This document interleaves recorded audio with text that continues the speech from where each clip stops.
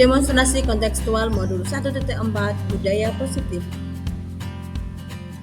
Penerapan segitiga restitusi. Tujuan pembelajaran khusus, CGP dapat mempraktikkan pemahaman mereka tentang penerapan segitiga restitusi dengan murid di sekolahnya. Berikut adalah segitiga restitusi. Yang pertama, menstabilkan identitas, validasi tindakan yang salah, dan menanyakan keyakinan. Segitiga restitusi merupakan suatu proses dialog yang dilakukan guru atau orang lain sehingga menghasilkan murid yang mandiri dan bertanggung jawab. Yang pertama, langkahnya adalah menstabilkan identitas. Dalam hal ini, anak yang dari orang yang gagal karena melakukan kesalahan menjadi orang yang sukses. Anak yang melanggar peraturan karena sedang mencari perhatian. Sehingga guru dapat membantu anak untuk tenang dan kembali ke suasana hati di mana proses belajar dan penyelesaian masalah dilakukan. Kata-kata yang bisa diterapkan, berbuat salah itu tidak apa-apa, tidak ada manusia yang sempurna. Langkah yang kedua adalah validasi tindakan yang salah, di mana kita harus memahami kebutuhan dasar murid kita. Menurut teori kontrol, semua tindakan manusia baik atau buruk pasti memiliki maksud dan tujuan tertentu. Kita dapat memberikan pertanyaan kepada siswa kita, kamu pasti punya alasan mengapa melakukan hal itu. Yang terakhir adalah menanyakan keyakinan. Kita tanyakan kepada anak didik kita agar siap untuk dihubungkan dengan nilai-nilai yang dia percaya. Menghubungkan keyakinan anak dengan keyakinan kelas atau keluarga. Contohnya, apa yang kita percaya sebagai kelas atau keluarga? Apa nilai-nilai umum yang telah kita sepakati?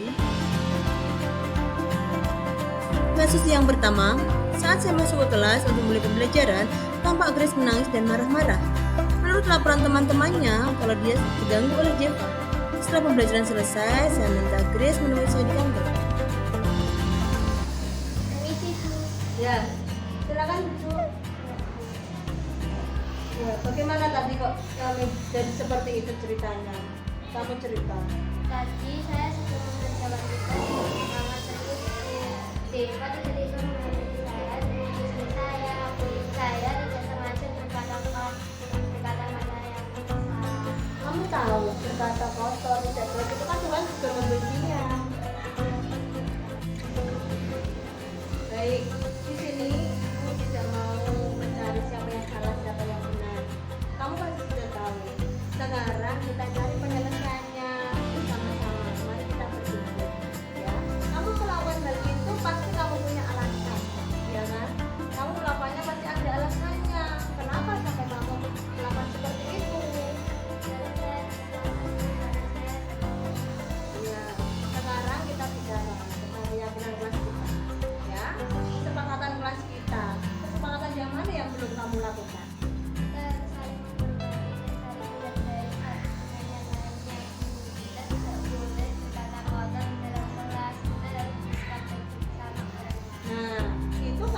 Keyakinan kelas kita yang harus kita sepakati. Apakah dengan mengeluarkan kata-kata kotor, emosi, itu kan tidak baik kan, ya kan? Kamu harus menghargai, menghormati teman kita juga, ya atau tidak? Sekarang apa yang bisa kamu lakukan untuk memperbaiki kesalahan itu tadi? Minta maaf itu mudah, tapi bagaimana nanti kalau terulang lagi? Kamu berjanji, saya pegang janjimu dan jangan diulangi lagi. Ya, sekarang kamu bisa masuk ke kelas, kembali ke pelajaran ya, baik ya. Halo, nama saya Grace, saya muridnya Bu Eris. Pembelajaran yang dilakukan oleh Bu Eris sangat menyenangkan sehingga saya semangat untuk belajar. Terima kasih Bu Eris. Kasus yang kedua, saat jam pelajaran matematika, Ain mengganggu Zahra yang sedang mengerjakan tugas. Ain mengambil buku dan pensil Zahra sehingga Zahra marah-marah. Mereka berdua setelah pembelajaran saya minta ke kantor untuk menyelesaikan masalah mereka. Ain, apa yang kamu lakukan tadi kepada Zahra? Saya mengganggu dia. Mengapa kamu lakukan itu? Saya saja. Apakah kamu tahu dengan mengusir Zahra, mengganggu Zahra mengerjakan tugas, memancing emosinya sehingga Zahra marah-marah, ya kan? Kamu tahu kamu ada dalam masalah? Saya tadi Baiklah, ibu di sini tidak ingin mencari siapa yang benar, siapa yang salah. Ya, kita cari bersama-sama penyelesaiannya. Mari berpikir bersama-sama tentang yang bisa kita lakukan untuk menyelesaikan masalahmu dengan Zahra. Kamu melakukannya, pasti kamu punya alasan. Pasti kamu bahagia ya melihat Zahra terkejut, marah-marah. Kamu kesal sama Zahra.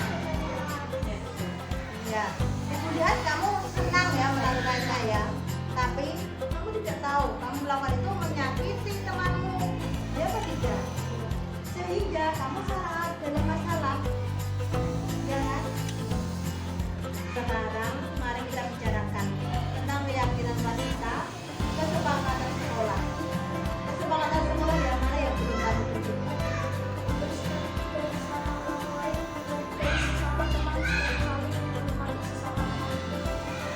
Kamu ingat itu keyakinannya, kesepakatan sekolah kita. Tapi mengapa kamu mengganggu Zahra? Dengan mengganggu teman-teman kamu membuat tugas itu tidak menghargai dan bersikap tidak baik. Ya apa tidak? Kamu ingin menjadi seorang seperti apa kalau kamu terus bersikap seperti itu? Baiklah, sekarang kamu minta maaf kepada Zahra, bersalam-salaman. Ya, jangan diulangi lagi ya. Sekarang boleh kembali ke kelas mengikuti pelajaran. Halo, nama saya Ain. Nama saya Zahra. Belajar dengan Bu Aris sungguh menyenangkan.